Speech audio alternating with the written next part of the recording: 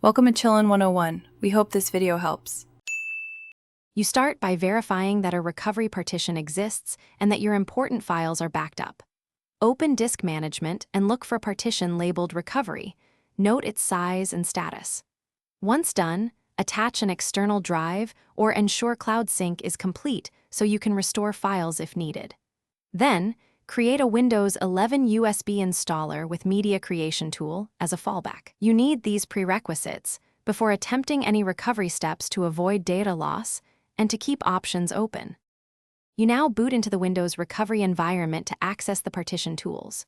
From Settings, go to System, Recovery, and click Restart Now under Advanced Startup, or press and hold Shift while selecting Restart at the sign-in screen.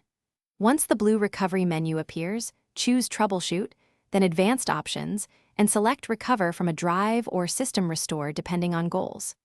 Make sure to read prompts. Some options will remove apps or files. Proceed methodically, and pick the option that matches whether you want repair versus a full reset. You perform the restore by following the on-screen prompts.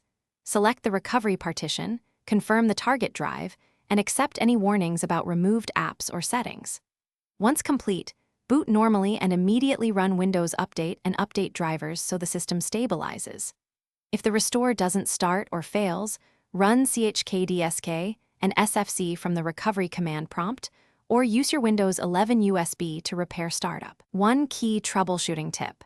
If partition data is corrupted, clone important files first, then recreate the recovery media to avoid repeated failures.